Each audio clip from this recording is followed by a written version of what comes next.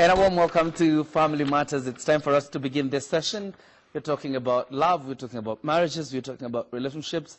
So yes, we have a wide conversation to have this evening. And of course, many of you will think that perhaps this is my script, but it is not, because all these are your questions, because you sent them as early, and we're going to spend some time on it, but that is when we square out some of the issues around here, and then we will be able to respond to your questions. You can keep them coming.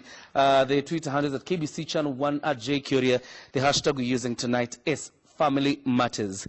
At KBC Channel 1 at JCurier, the hashtag is Family Matters. You can also speak to us on our SMS line as it is displayed on your screen.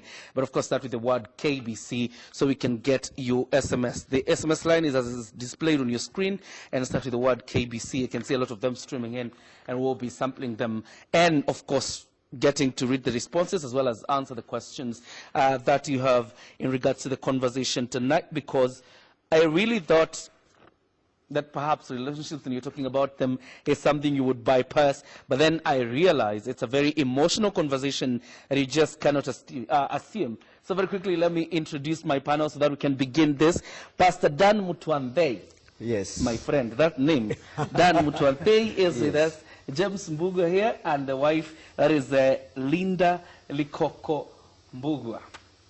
And I think that's why we should start the conversation, but I will save you that for now. Thank you very much, Pastor, and gentlemen and lady, for joining us in this program. So when we talk about relationships, and you will realize, perhaps even from the conferences you've had, that it's quite a wide topic, and most importantly, again, very emotional. And I will start with living, or exercising this uncomplicated love. Where do you begin? Because that will be the question. Thank you very much for having me in studio today. Karibu. And first, let me say this. I am newly married. I think tomorrow will be my first anniversary. First anniversary? First year anniversary, yeah. Okay. So, and I married after I advanced in my age. Married at the age of 36. 36? That means that I was... What are you waiting for? Oh, yeah. That means that I was a consummate bachelor. So I had mastered the skill of searching and knowing the right person. So I might not yet be in a position where I can talk authoritatively about marriages, but I can talk authoritatively about relationships. As a senior bachelor who was... As a senior bachelor, former yes. Senior bachelor. Former senior bachelor, yes. Yeah, and I want to say this.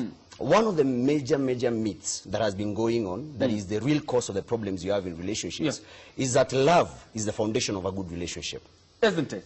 Love is not the foundation of a good relationship. What is it? Actually, love has become the major excuse that we have as grown-ups, where we complicate our own lives.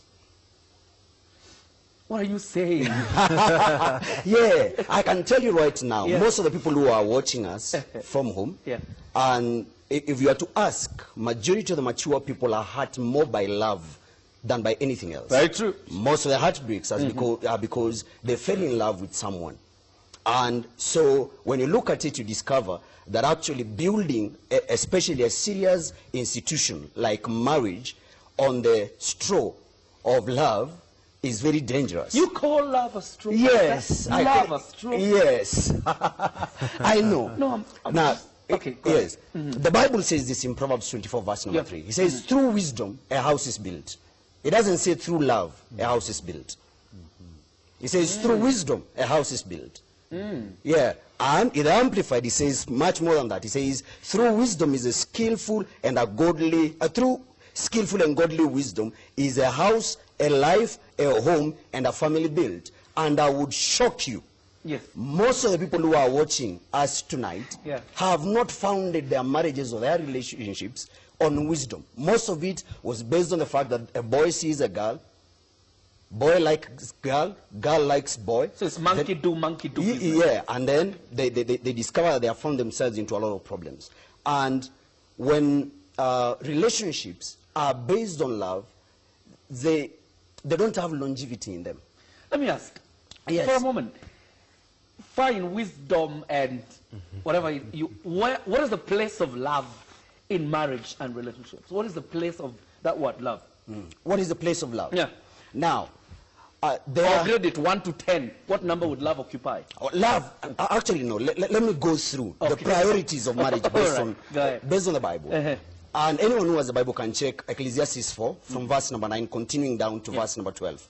In verse number 9, it says that two are better off than one. Yeah, when they are working on something, they have better reward when they are working on something. Meaning that when God brings a man and a woman together, he is thinking about purpose first. He's not thinking about companionship.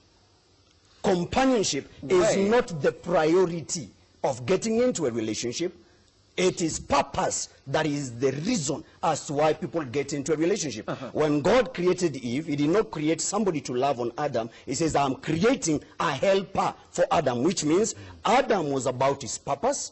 Then Eve is coming to find, Eve was a necessity in the man's purpose. Yeah, that is priority number one. Priority number two. Are you shocked? No, I'm confused. You're confused. Yeah, that's the main. Okay, let me explain something else. When God created man, he created man for purpose. He created him for work. That is why the value of a man is what he does. If a girl goes to her girlfriends and says, but I found so-and-so, and I like this dude a lot, the first questions the girlfriend will ask is, what does the man do? Because the worth of a man is what the man does. Because when God created... Not the looks? Not the looks.